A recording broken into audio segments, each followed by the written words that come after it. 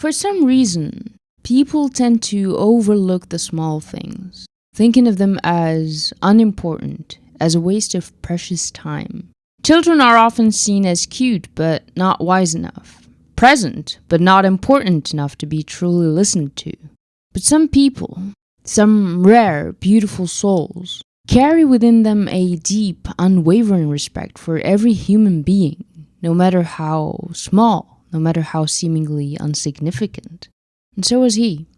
Every time he looked at you, you felt seen, important, special.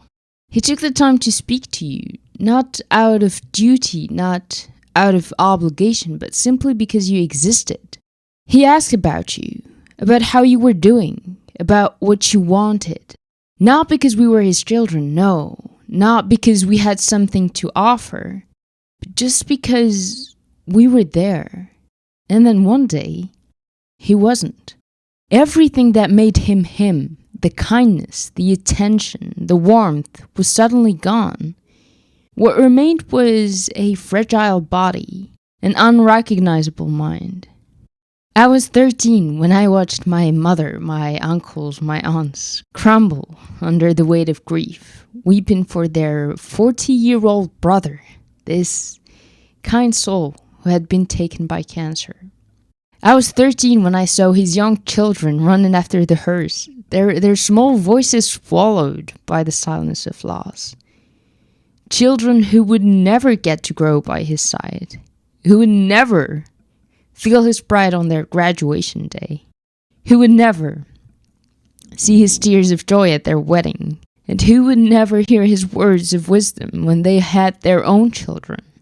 I was shocked, and I still am. As you can see, it's hard to even say those words out loud, hard to think about them, hard to feel them.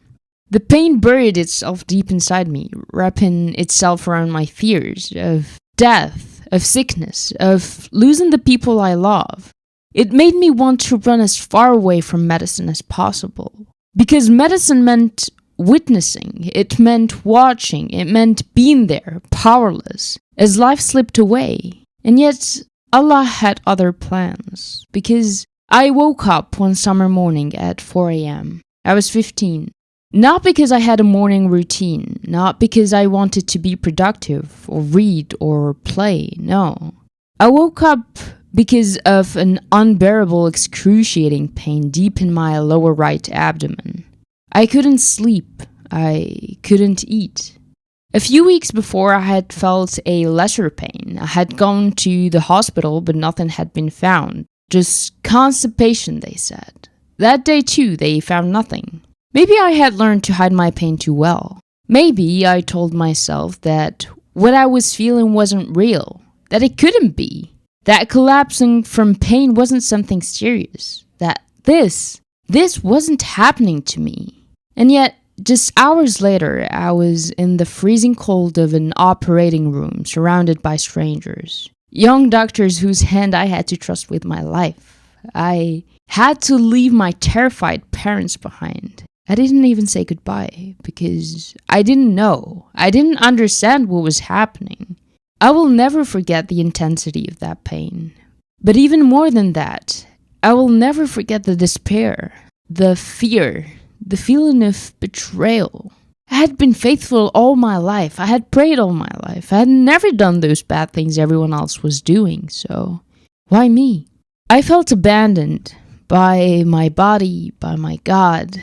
I didn't understand. I couldn't understand. I was too small, too fragile. And for months, maybe even a year afterward, I was lost. I was no longer the same girl. I was afraid to live, afraid that I would be hit again, but more importantly, afraid that someone I loved would be hit even harder. But through it all, I'm grateful that despite everything, I never fully let go of my faith. That no matter how lost I was given the chance to find myself again, to be found. And in that moment, before slipping into deep sleep, before the anesthesia took over, one thought echoed through my mind. What if I never wake up? What if I never see my parents again? Never hear my brother's voices again? Never laugh with my friends?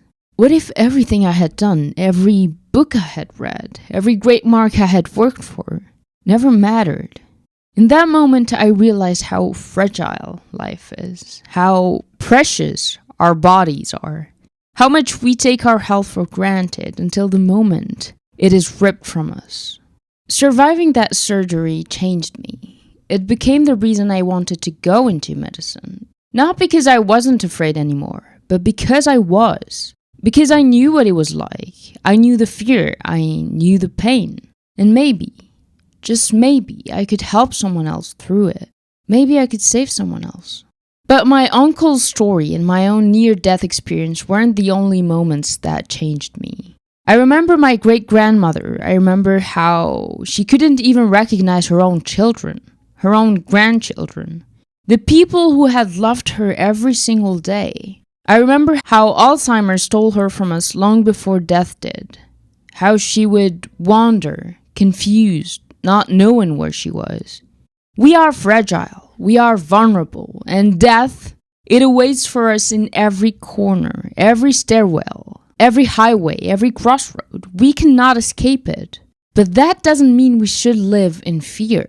Paul Kalanithi in When Breath Becomes Air wrote, "Death comes for all of us, for our patients. It is our fate as living, breathing, metabolizing organisms. Most lives are lived with passivity toward death. It's something that happens to you and those around you.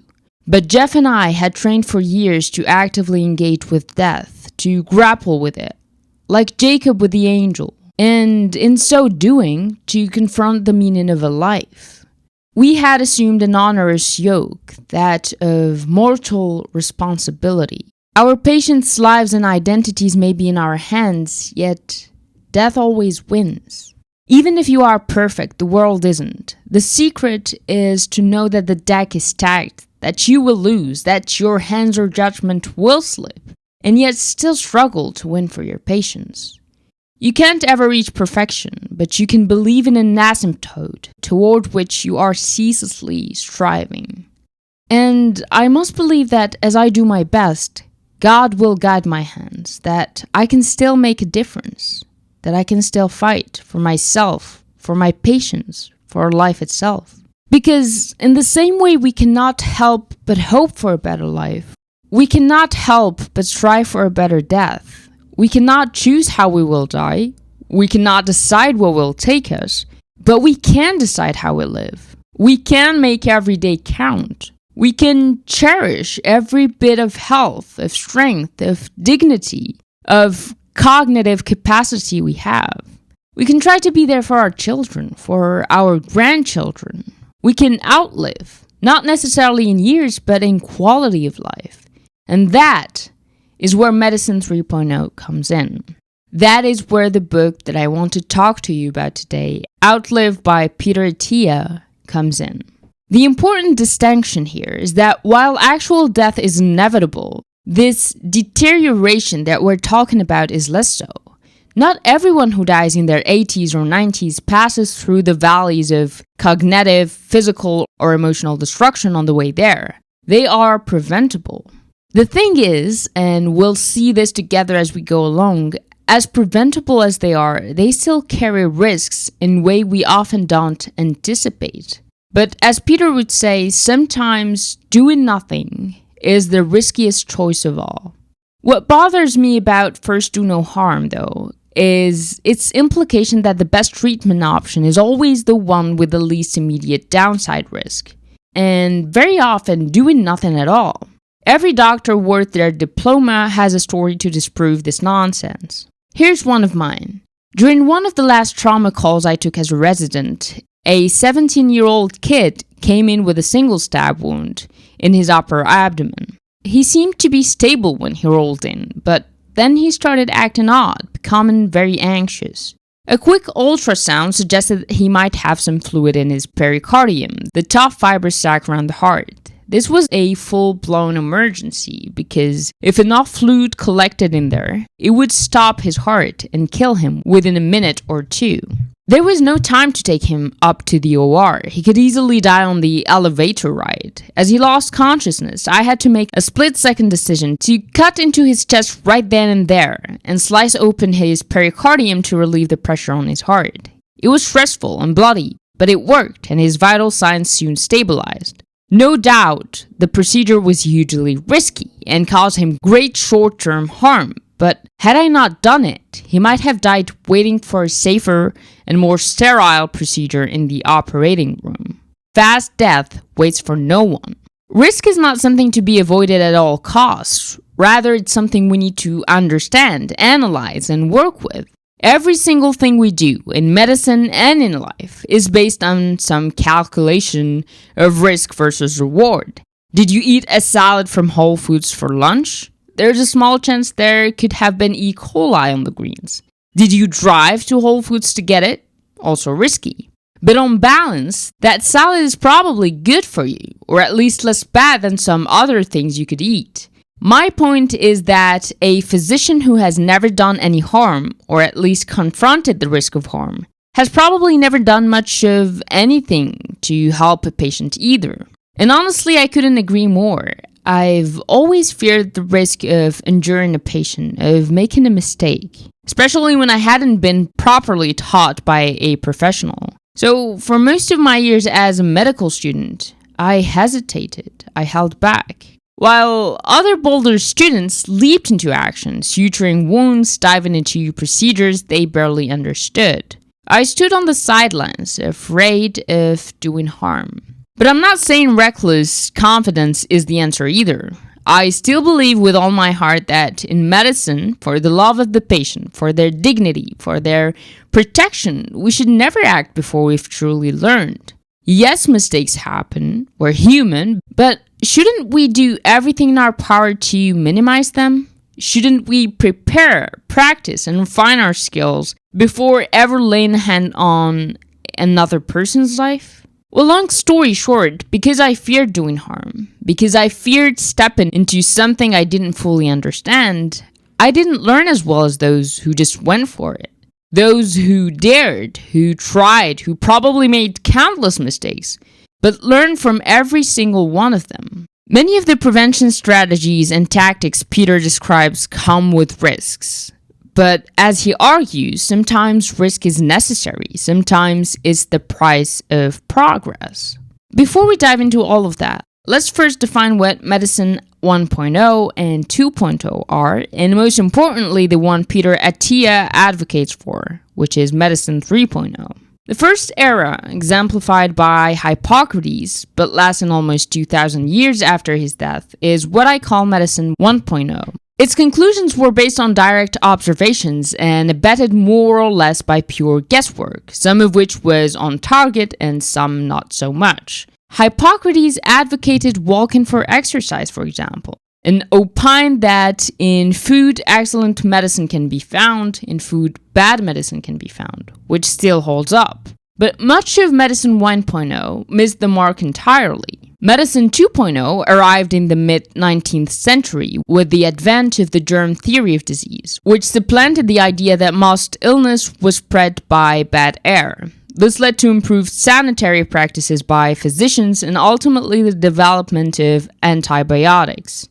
Yet medicine 2.0 has proved far less successful against long-term disease such as cancer. This is why I believe we need a new way of thinking about chronic disease, their treatment, and how to maintain long-term health. Medicine 3.0 requires an evolution in our mindset, a shift in the way in which we approach medicine. I've broken it down into 4 main points. First, medicine 3.0 places a far greater emphasis on prevention than treatment. Second, medicine 3.0 considers the patient as a unique individual. The third philosophical shift has to do with our attitude toward risk. In medicine 3.0, our starting point is the honest assessment and acceptance of risk, including the risk of doing nothing. The fourth and perhaps largest shift is that where Medicine 2.0 focuses largely on lifespan and is almost entirely geared towards staving off death,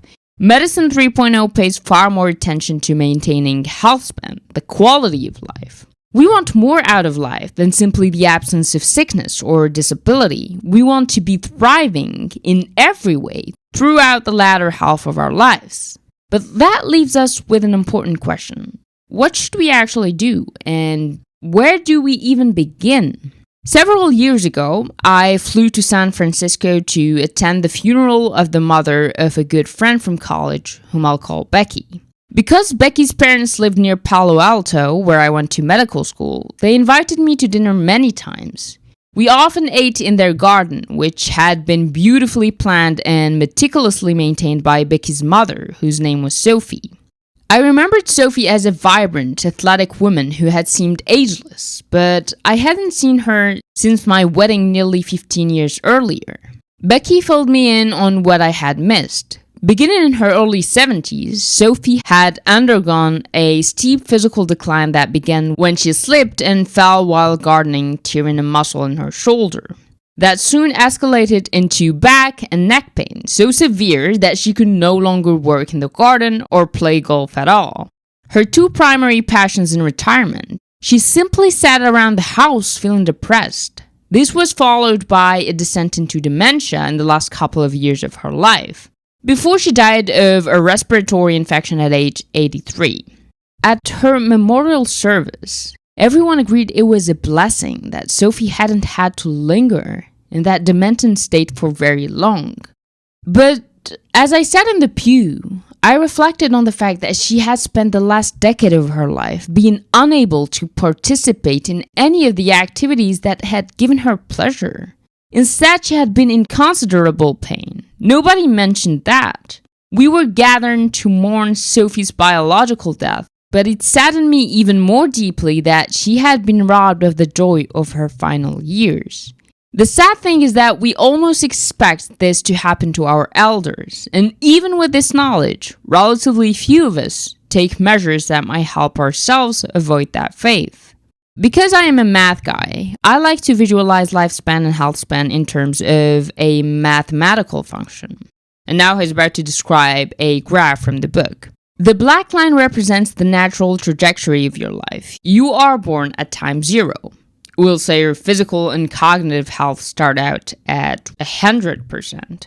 You remain relatively robust until about the 5th decade of life, at which point your cognitive and physical health will likely begin a gradual but steady decline, until you die sometime in your 60s or early 70s. This would have been a not untypical lifespan for someone born into a hunter-gatherer tribe. Now look at the typical modern life course. You will live a bit longer thanks to the relative comfort and safety of our lives.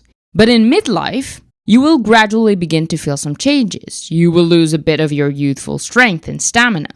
You might notice that you occasionally forget passwords or the names of people you meet. Your friends and peers will begin to be diagnosed with cancer, cardiovascular disease, and related conditions. At a certain point, the decline begins to steepen.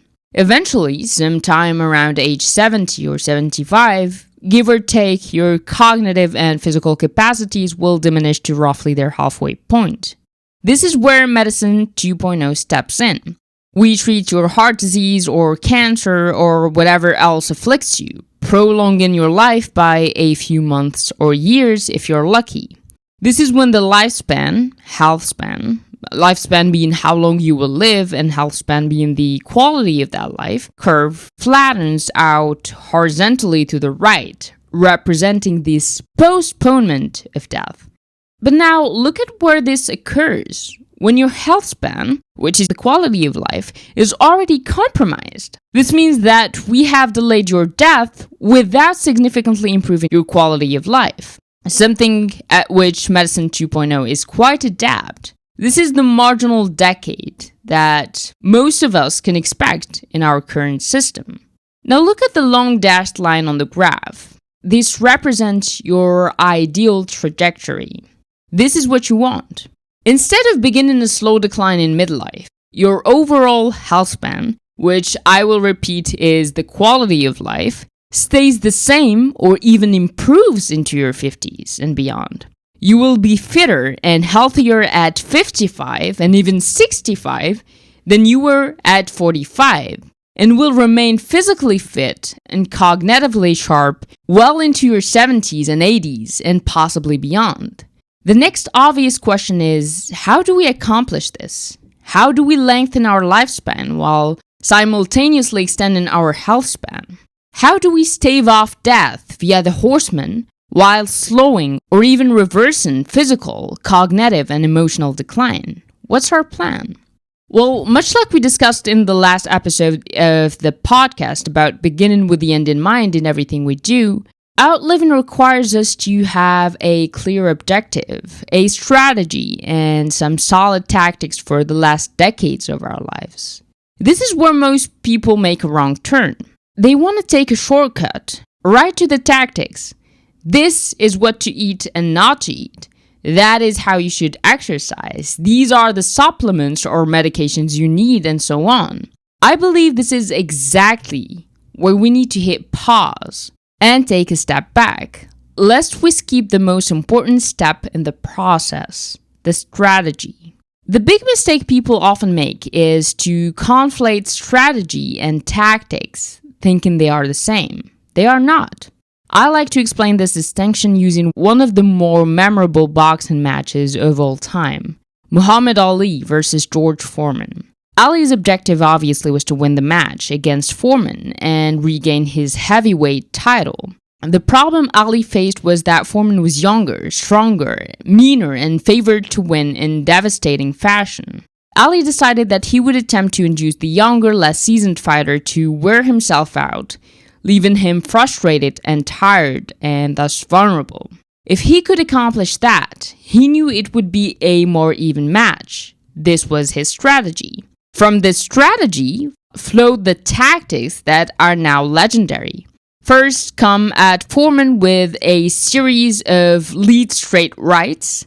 Ali then let an enraged Foreman chase him around the ring and press him up against the rope, wasting energy, while he concentrated on trying to minimize the damage he absorbed. He went on to win the match via a knockout in the 8th round. The point is that the tactics are what you do when you are actually in the ring. The strategy is the harder part, because it requires careful study of one's opponent, identifying his strengths and weaknesses, and figuring out how to use both to your advantage, well before actually stepping in the ring. In this book, we will apply this 3-part approach to longevity: objective, strategy, and tactics. In this episode of the podcast, we're actually going to tackle the objective and the strategy, leaving the tactics for the next health episode. By now, the objective is obvious, right? Live as long as we can in the best way and shape possible. Living longer means delaying death from all 4 of the horsemen. These horsemen being diabetes and other metabolic disease, cardiovascular disease, cancer, and Alzheimer's and dementia. Our strategy must account for the effect of aging. In the chapters to come, we will be taking a deep dive into some of the mechanisms underlying the aging process, and we will also be taking a very close look at the inner workings of each of the horseman disease. How and why do they begin? How are they sustained? Most importantly, how can they be delayed or even prevented entirely? We will also be taking a more detailed look at Healthspan. I think about Healthspan and its deterioration in terms of 3 categories or vectors. The first vector of deterioration is cognitive decline. The second vector is the decline and eventual loss of function of our physical body. The third and final category, I believe, has to do with emotional health. Lifespan and healthspan are not independent variables. They are tightly intertwined. If you increase your muscle strength and improve your cardiorespiratory fitness, you have also reduced your risk of dying from all causes by a far greater magnitude than you could achieve by taking any cocktail of medication. The same goes for better cognitive and emotional health. The actions we take to improve our health span will almost always result in a longer lifespan. Medicine 2.0 relies on two types of tactics, broadly speaking: procedures, example surgery, and medications. Our tactics in Medicine 3.0 fall into 5 broad domains: exercise, nutrition, sleep, emotional health, and exogenous molecules, meaning drugs, hormones, or supplements. Drugs and supplements aside, our first tactical domain is exercise. Exercise not only delays actual death, but also prevents both cognitive and physical decline better than any other intervention. I mean, this is so beautifully said, because I am a gym addict and I found this to be very encouraging. So I'll repeat it. Exercise not only delays actual death, but also prevents both cognitive and physical decline better than any other intervention. We also tend to feel better when we exercise, so it probably has some harder to measure effect on emotional health as well. Our second domain is nutrition. I won't be telling you to eat this, not that, or prescribing a specific diet that everyone should follow, and I'm definitely not taking sides in the pointless, never-ending diet wars. The best science out there says that what you eat matters, but the first order term is how much you eat, how many calories you take into your body. Next is sleep, which I and many others had ignored for far too long. Good sleep is critical to our innate physiological repair processes, especially in the brain, while poor sleep triggers a cascade of negative downstream consequences, from insulin resistance to cognitive decline as well as mental health issues. Finally, we will explore the importance of emotional health, which I believe is every bit as important a component of Healthspan as the others. Let's dive into what makes a centenarian. In his later years, Richard Overton liked to take the edge off his days with a shot of bourbon and a few puffs of a Tampa sweet cigar, lit directly from the gas stove in his home in Austin, Texas. He insisted that he never inhaled, word to the wise. Mr. Overton, as he was known, was born during the Theodore Roosevelt administration and died in late 2018 at the age of 112. Not to be outdone, British World War I veteran Henry Allingham attributed his own 112-year lifespan to cigarettes, whiskey, and wild, wild women. It's a shame he never met the adventurous French woman Jeanne Calment, who once joked, "I've only ever had one wrinkle and I'm sitting on it." She rode her bicycle until this is so funny, I mean. She rode her bicycle until she was 100 and kept smoking until the age of 117. Perhaps she shouldn't have quit because she died 5 years later at 122, making her the oldest person ever to have lived. It's worth asking, what do healthy centenarians actually have in common? And more importantly, what can we learn from them, if anything? Do they really live longer because of their idiosyncratic behaviors like drinking whiskey or despite them? Is there some other common factors that explain their extreme longevity, or is it simply luck? According to results from a large study, centenarians are no more health conscious than the rest of us. They may actually be worse. So could the centenarians merely be lucky? Certainly, their age alone makes them extreme statistical outliers. Just to give you a sense of how exclusive this club is, for every super centenarian in the world at this writing, there are about 9 billionaires. I need to repeat that again. For every super centenarian, and that is a person that lives beyond 100 in the world at this writing, which was about 2022 or 2023, I don't remember. There are about 9 billionaires. That is crazy. That is mind-blowing. The catch is that the older you get, the more genes starts to matter. For centenarians, they seem to matter a lot. Being the sister of a centenarian makes you 8 times more likely to reach that age yourself, while brothers of centenarian are 17 times as likely to celebrate their 100th birthday, according to data from the 1,000 subject New England Centenarian study. The centenarian genes have bought them a phase shift in time. That is, their entire lifespan and healthspan curve had been shifted a decade or 2 or 3 to the right. When they were 60, their coronary arteries, which are the arteries of their heart, were as healthy as those of 35-year-olds. At 85, they likely looked and felt and functioned as if they were in their 60s. They seemed like people a generation younger than they age on their driver's license.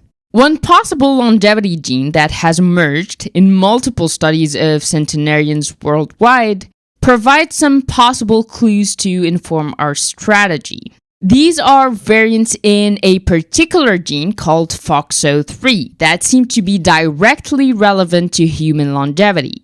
When FOXO3 is activated, it in turn activates genes that generally keep our cells healthier. Here's where we start to see some hope, because FOXO3 can be activated or suppressed by our own behaviors. For example, when we are slightly deprived of nutrients, or when we are exercising, FOXO3 tends to be more activated, which is what we want. Because, as we said, it activates genes that generally keep our cells healthier. To sum it up, yes, genes play a role, but we have the power to influence our life expectancy through the choices we make, especially when it comes to our nutrition and exercise habits. And the best thing about that is that this change in behavior will most certainly not just target one horseman, for example, only metabolic disease or cancer or whatever, but 2 or 3 of them simultaneously. Unlike how Medicine 2.0 tackles disease by treating the horsemen as separate from one another, these diseases actually share many commonalities and risk factors. As Peter points out, these approaches overlap, as we'll see, reducing cardiovascular risk by targeting specific lipoproteins may also reduce Alzheimer's disease risk, for example. The steps we take to improve metabolic health and prevent type 2 diabetes almost certainly reduce the risk of cardiovascular disease, cancer, and Alzheimer's simultaneously. Some types of exercise, and here is exercise again, reduce risk for all chronic diseases, while others help maintain the physical and cognitive resilience that centenarians largely get via their genes. How crazy is that, right? I'm getting so hyped up by this stuff. And related to this idea is the incredible capacity of the age-delaying molecule known as rapamycin, which can extend life by acting on a protein complex. This complex plays a crucial role in balancing cell growth and reproduction based on the availability of food and nutrients. To scientists who study aging, the life-extending effect of rapamycin was hugely exciting, but it also wasn't exactly a surprise. It appeared to represent the culmination of decades, if not centuries, of observations that how much food we eat correlates somehow with how long we live. The first person to really put the idea of eating less into practice in a rigorous documented way was not an ancient Greek or a modern scientist, but a 16th century Italian businessman named Alvise Cornaro. A self-made real estate developer who had become tremendously wealthy by draining swamps and turning them into productive farmland.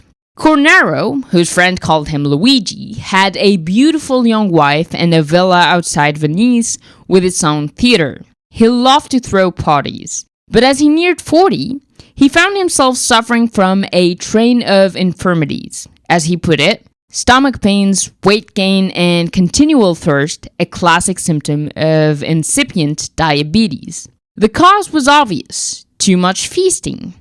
The cure was also obvious: knock off the huge meals and parties. He realized that he had to make a hard course correction or he would never get to see his young daughter grow up. Summoning all his willpower, he cut himself back to a Spartan diet that consisted of about 12 ounces of food per day, typically in the form of some sort of chicken-based stew. It was nourishing, but not overly filling. I constantly rise from the table with a disposition to eat and drink still more, he wrote later. This reminds me of a hadith by the Prophet Muhammad ﷺ. A human being fills no worse vessel than his stomach. It is sufficient for a human being to eat a few mouthfuls to keep his spine straight. But if he must fill it, then 1/3 of food, 1/3 for drink, and 1/3 for air. Actually, what Cornaro, was it? Yeah.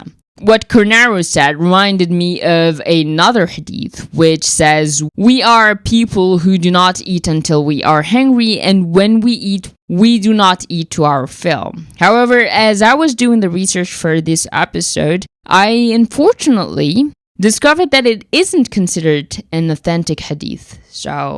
Anyways, after a year on this regimen, Cornaro's health had improved dramatically.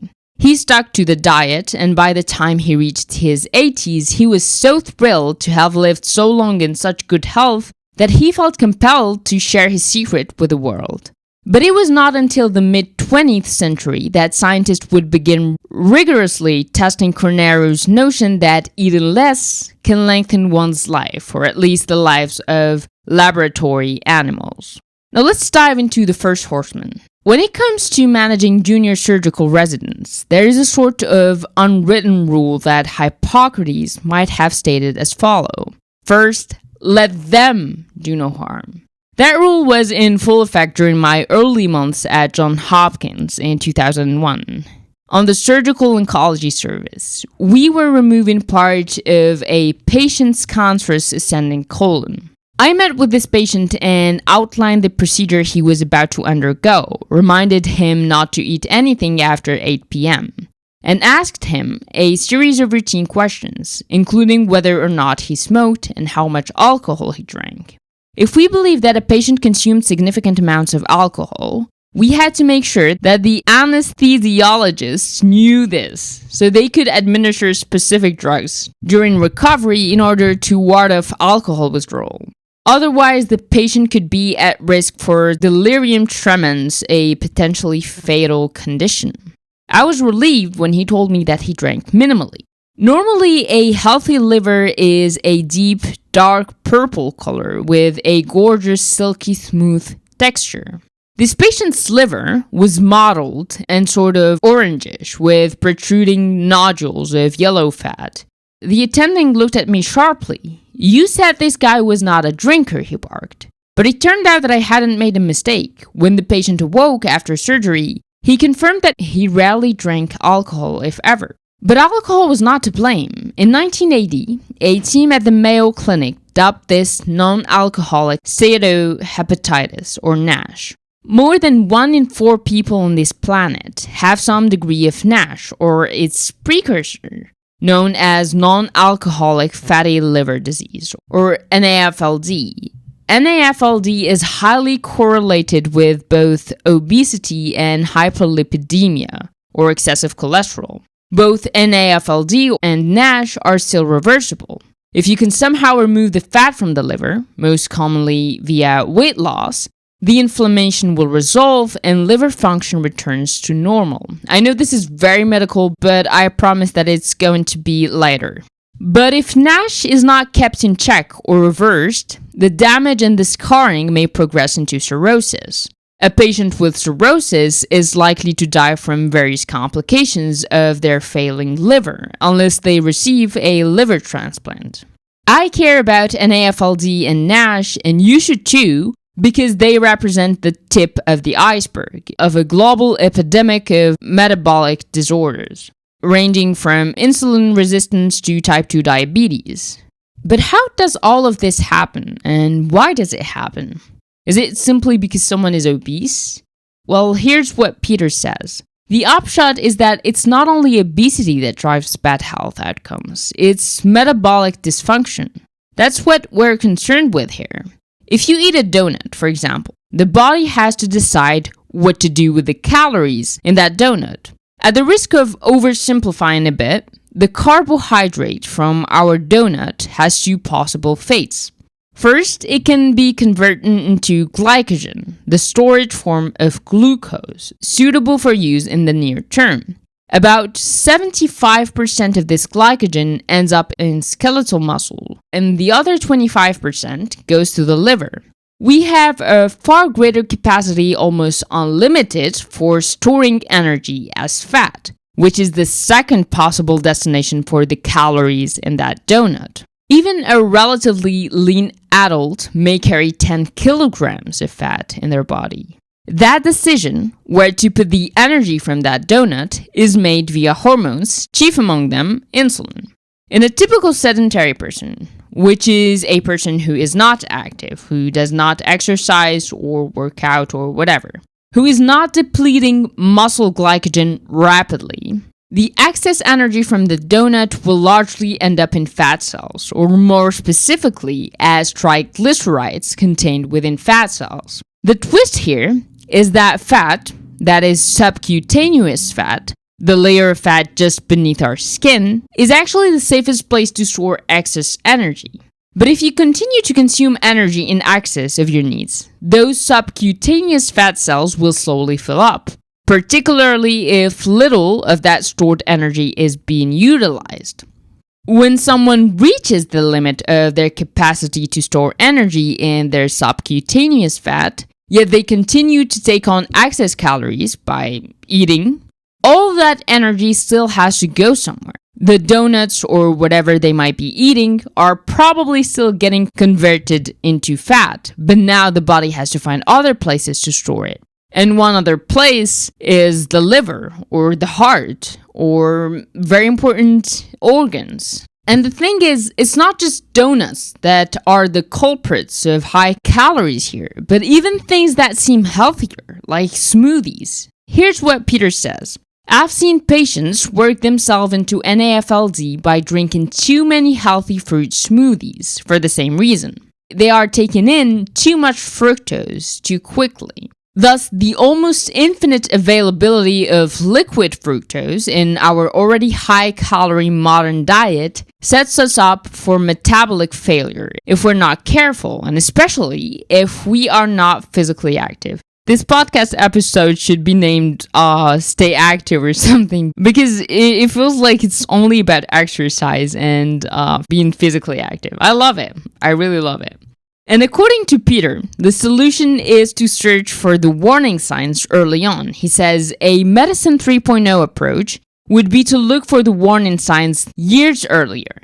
In my patients, I monitor several biomarkers related to metabolism. Things like elevated uric acid, elevated homocysteine, chronic inflammation, and even mildly elevated ALT, liver enzymes, lipoprotein, especially triglycerides, as well as levels of VLDL. These are very specific, very detailed medical examinations. But let's move on to the second horseman, which is cardiovascular disease. When I was in medical school, my first-year pathology professor liked to ask a trick question. What is the most common presentation or symptom of heart disease? It wasn't chest pain, left arm pain, or shortness of breath, the most common answers. It was sudden death. You know the patient has heart disease because he or she has just died from it. While heart disease is the most prevalent age-related condition, it is also more easily prevented than either cancer or Alzheimer's disease.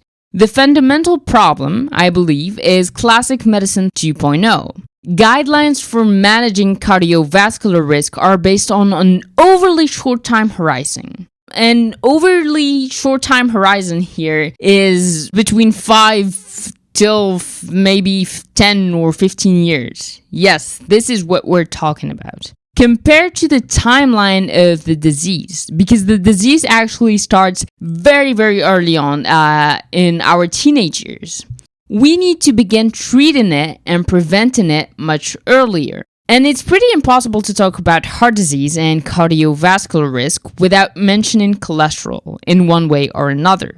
And so here's what Peter says. It's practically a dirty word, cholesterol. Your doctor will probably utter it with a frown, because as everyone knows, cholesterol is evil stuff. Well, some of it is, the LDL, or bad cholesterol, which is inevitably counterposed against the HDL, or good cholesterol. The reason they are called high and low density lipoproteins, HDL and LDL, has to do with the amount of fat relative to protein that each one carries. LDLs carry more lipids, while HDL carry more protein in relation to fat. It's not the cholesterol per se that causes problem, but the nature of the particle in which it's transported, so HDL or LDL. HDL particles are wrapped in a type of molecule called apolipoprotein A, while LDL is encased in apolipoprotein B, or ApoA for apolipoprotein A and ApoB for apolipoprotein B.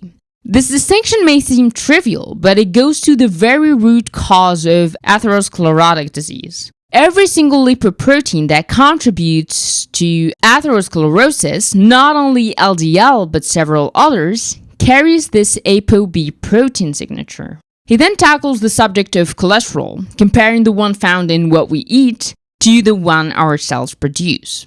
Eating lots of saturated fat can increase levels of atherosclerosis causing lipoproteins in blood.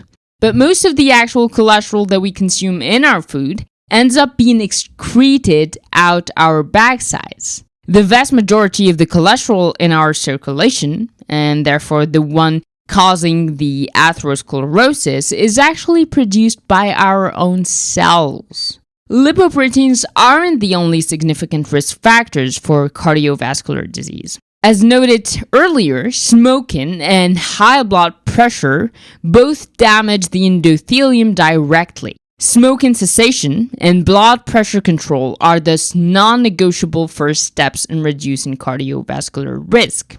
We'll talk about nutrition in much more detail, but my first step in controlling my own cardiovascular risk, and this is Peter Attia talking, because of his genetics, he has a very big cardiovascular risk. But my first step in controlling my own cardiovascular risk was to begin to change my own diet, so as to lower my triglycerides, a contributor to ApoB when they are high as mine were. But more importantly, to manage my insulin levels. I needed to get my metabolic house in order. Monosaturated fats found in high quantities in extra virgin olive oil, macadamia nuts, and avocados, among other foods, do not have this effect of increasing ApoB particles. So I tend to push my patients to consume more of these, up to about 60% of total fat intake. But for many patients, if not for most,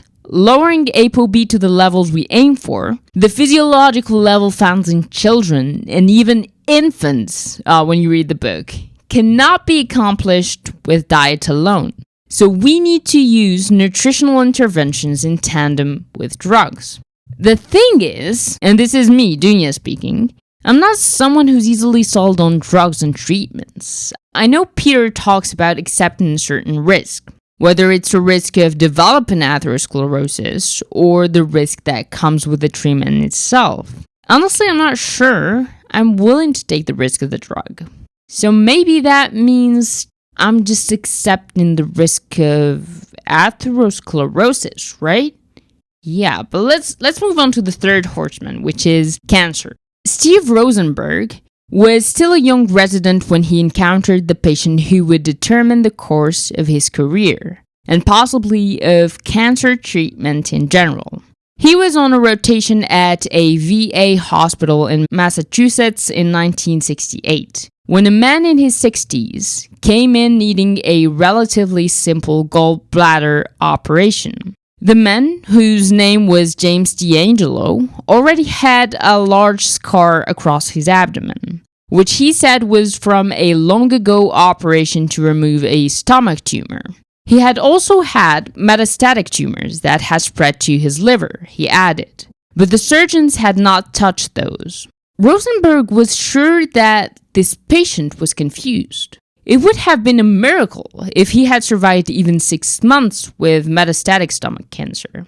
But according to D'Angelo's hospital records, that was actually what had happened. Rosenberg went ahead with the gallbladder operation, and while he was in there, he decided to take a look around in D'Angelo's abdomen. But he found absolutely no trace of any growths. This man had had a virulent and untreatable cancer that should have killed him quickly. Rosenberg wrote in his 1992 book, The Transformed Cell. He had received no treatment whatsoever for his disease from us or from anyone else, and he had been cured. How could this be? In all the medical literature, Rosenberg could find only 4 instances of complete and spontaneous remission of metastatic stomach cancer. He was mystified, but he eventually came up with a hypothesis. He believed that D'Angelo's own immune system had fought off the cancer and killed the remaining tumors in his liver, the way you or I might shake off a cold. His own body had cured his cancer somehow. The problem we face is that once cancer is established, we lack highly effective treatments for it. The second problem is that our ability to detect cancer at an early stage remains very weak. This experience informs our 3-part strategy for dealing with cancer. Our first and most obvious wish is to avoid getting cancer. Next is the use of newer and smarter treatments targeting cancer's manifold weaknesses. Third, and perhaps most importantly, we need to try to detect cancer as early as possible so that our treatment can be deployed more effectively. Peter then delves into the impact of nutrition on cancer, exploring how dietary choices can influence both the risk and progression of the disease.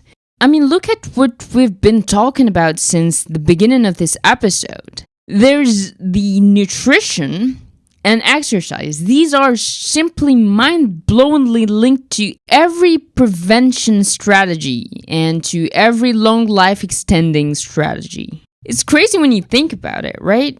I love that. I really love that. So, exploring how dietary choices can influence both the risk and progression of the disease. Sandra had been diagnosed with breast cancer 6 years earlier. It had already spread to her lymph nodes and her bones. Because of her poor prognosis, she qualified for a clinical trial. Sandra was a very motivated patient. From the day of her diagnosis, she had become obsessed with doing anything possible to stack the odds in her favor. She devoured everything she could read on the impact of nutrition on cancer. So she worked out a regimen that consisted primarily of leafy vegetables, olive oil, avocados, nuts, and modest amounts of protein, mostly from fish, eggs, and poultry. The diet was just as notable for what it did not contain: added sugar and refined carbohydrates.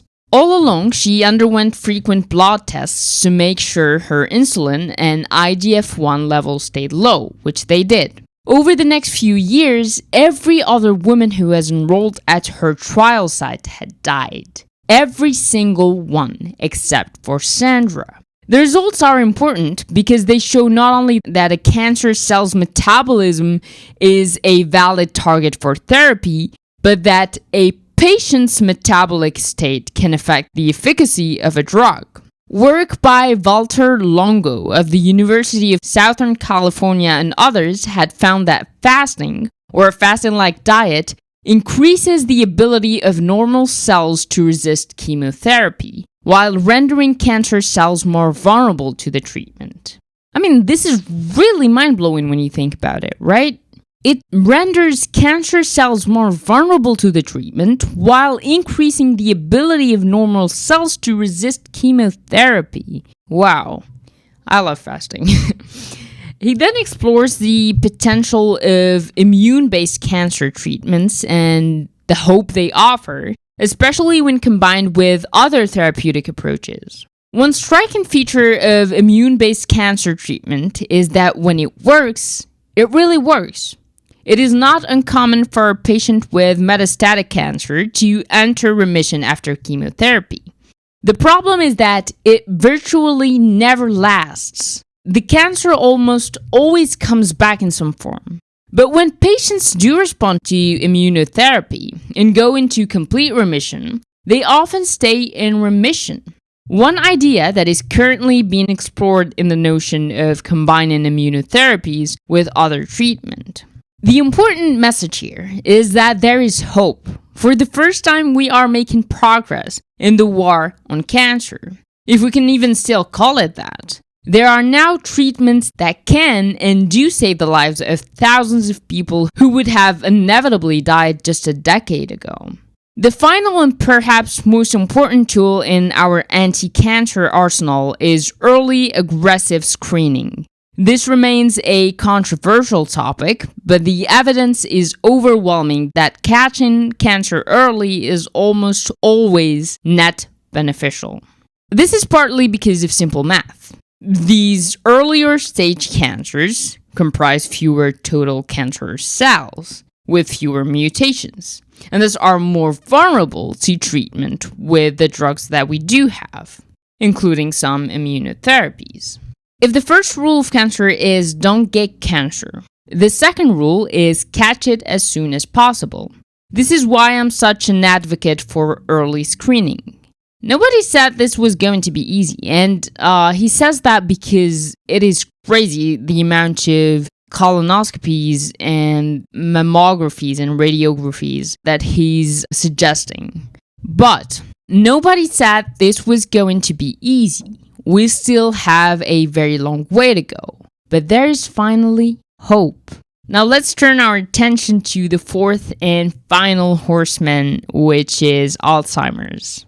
Alzheimer's disease is perhaps the most difficult, most intractable of the horseman disease. We have a much more limited understanding of how and why it begins, and how to slow or prevent it than we do with atherosclerosis.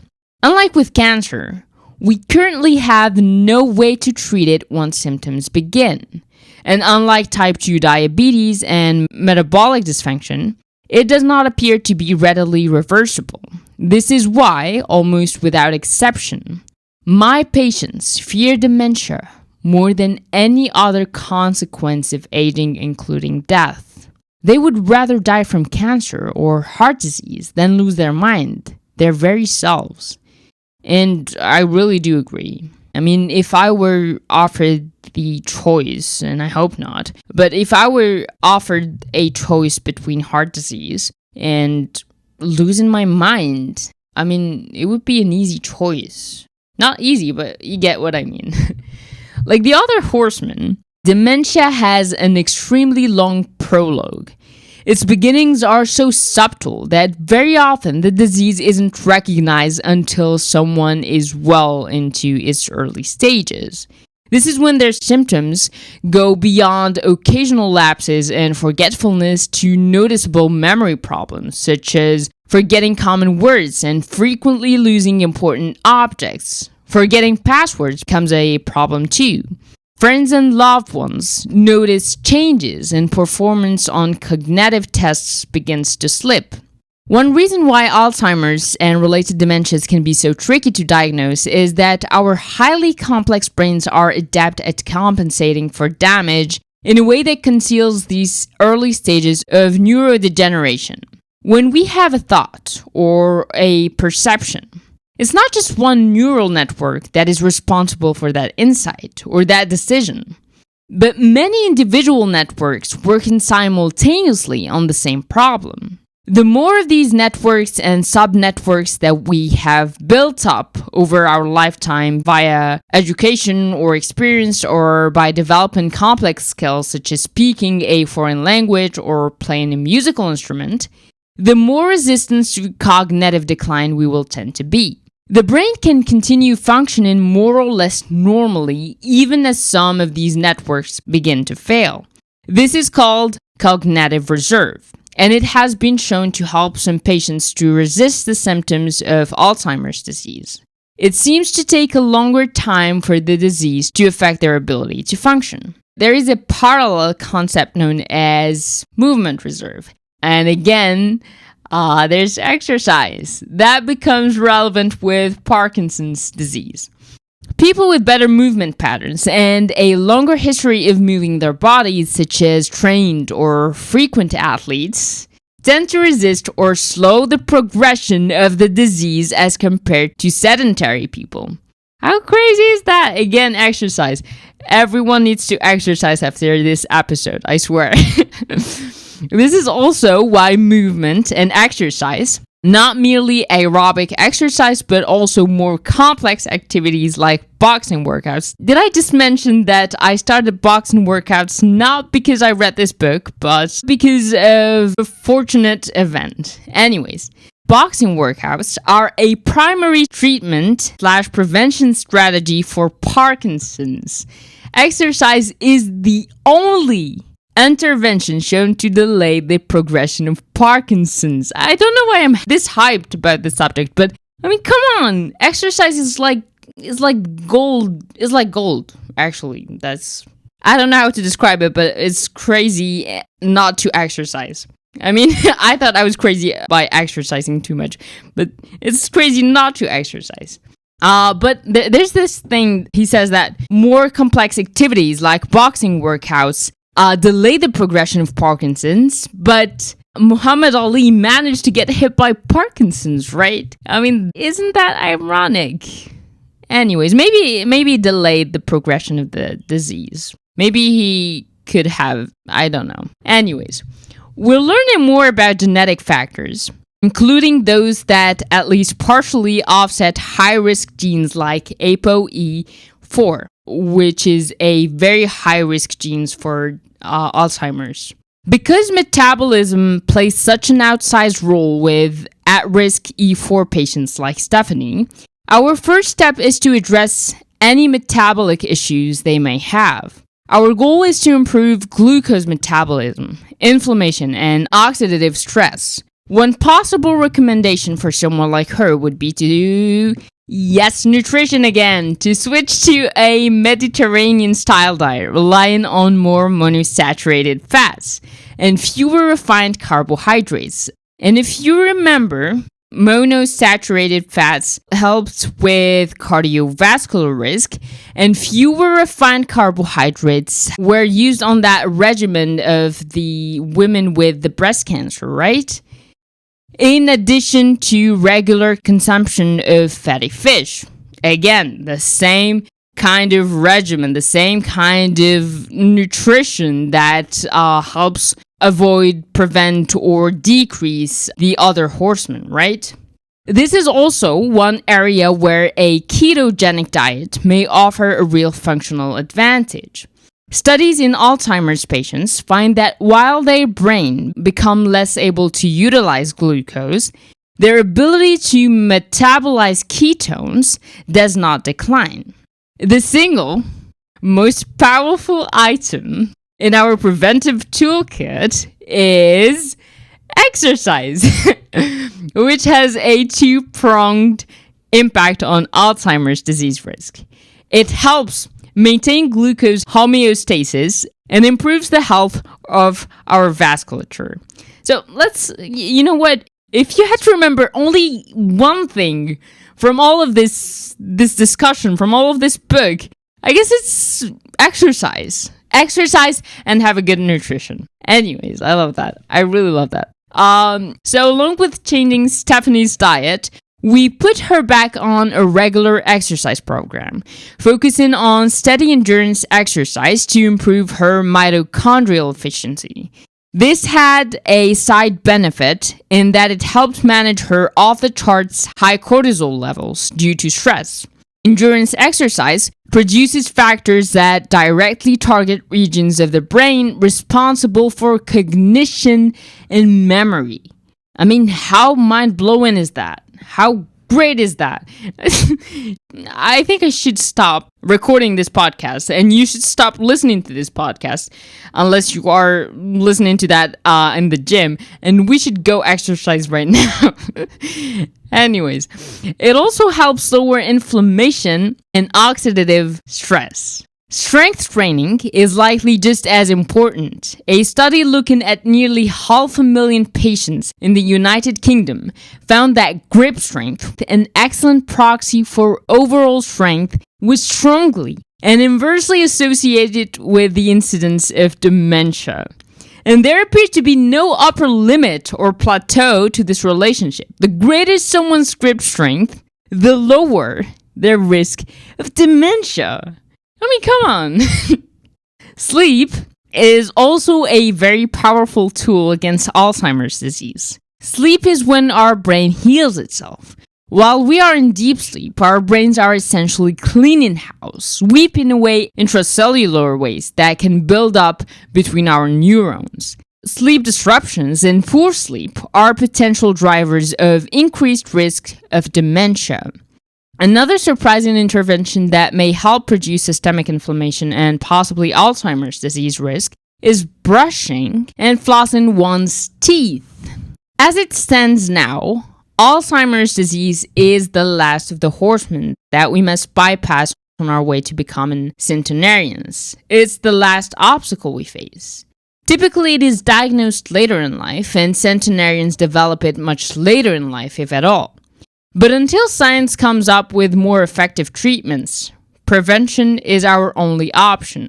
Therefore, we need to adopt a very early and comprehensive approach to preventing Alzheimer's and other forms of neurodegenerative disease. Broadly, our strategy should be based on the following principle. What's good for the heart is good for the brain. That is, vascular health, meaning low ApoB, low inflammation, and low oxidative stress, is crucial to brain health. What's good for the liver and pancreas is good for the brain. Metabolic health is crucial to brain health. Time is key. We need to think about prevention early, and the more the deck is stacked against you genetically, the harder you need to work and the sooner you need to start. As with cardiovascular disease, we need to play a very long game. And I'll let you guess the last most powerful tool for preventing cognitive decline, which is exercise. We've talked a lot about diet and metabolism, but exercise appeared to act in multiple ways, vascular, metabolic, to preserve brain health. We'll get into more detail in part 3, but exercise, lots of it, is the foundation of our Alzheimer's prevention program. For both part 1 and part 2 of the book that we've partially covered in this episode, there are so many frightening and daunting risks we must consider. Risks that force us to make choices we never thought we'd have to make. From early screenings with invasive exams to searching for genetic markers that might determine whether we'll one day lose our minds, to taking medications even when we feel perfectly fine. And yes, the arguments in the book are undeniably compelling, but I have to ask myself, is it really worth it? Is it worth knowing that one day Alzheimer's might come knocking at my door? Is it worth keeping my ApoB levels as low as possible with medications like statins, or living in a constant fear of uncovering something that could seal my faith? Is it worth spending a lifetime screening for something that might doom you, just to delay the inevitable? Or for something that might never come, actually? Is it worth limiting what I eat and everything in between, just to extend my years? Maybe, just maybe, it's okay to accept fate. The fate of dying younger, the fate of dying sicker, but in exchange, a fate that allows me to live fully, without the weight of fear pressing down on me every second of the day. A fate where joy, indulgence, and spontaneity still exist. This reminds me of a quote from Mortality, Christopher Hitchens' powerful memoir, which Peter cites in the book. The side effect of chemo might seem at the outset to be a fair trade for a chance of a few more useful years, as the late author Christopher Hitchens noted in his cancer memoir, Mortality. But as his treatment for metastatic esophageal cancer dragged on, he changed his mind. I lay for days on end, trying in vain to postpone the moment when I would have to swallow. Every time I did swallow, a hellish tide of pain would flow up my throat, culminating in what felt like a mule kick in the small of my back. And then I had an unprompted rogue thought. If I had been told about all this in advance, would I have opted for the treatment? And all of this makes me wonder, am I already limiting myself in a similar way by committing to intense workouts? Well, actually, after reading all of that, workouts are great. But by committing to intense workouts, carefully planning every bite of food, optimizing every aspect of my health, am I unknowingly placing myself inside another kind of cage? One where the pursuit of longevity becomes just another form of self-imposed restriction. When I started this book, I wasn't looking for a list of medical tests and detection methods. I wasn't eager to dive into the nitty-gritty of ApoB, lipoprotein A, or ApoE, or colonoscopies. I just wanted to learn how to live better, naturally. How to make small but meaningful changes through nutrition, sleep, and exercise. Just like the strategy we've seen for Alzheimer's. That was what I was looking for. Things that could improve my life without drowning me in a sea of numbers and probabilities. And yet, here I am, burnt out, overwhelmed, and feeling a little lost in it all. The thing is, I've omitted some parts of the book, of those different medical complementary exams. I'm really looking for something lighter, something more natural. Maybe the next part of the book will offer something different. Maybe it will convince me, and hopefully convince us all, that there's a middle ground between fear and recklessness, between obsession and neglect. And with that, I think this is the perfect place to wrap up this episode. If you haven't yet subscribed to the podcast or YouTube channel, I'd really appreciate it if you did. Your support goes a long way in motivating me to keep chasing my hero and sharing this journey with you. Thank you so much for tuning in, and until next time, take care and keep chasing your hero.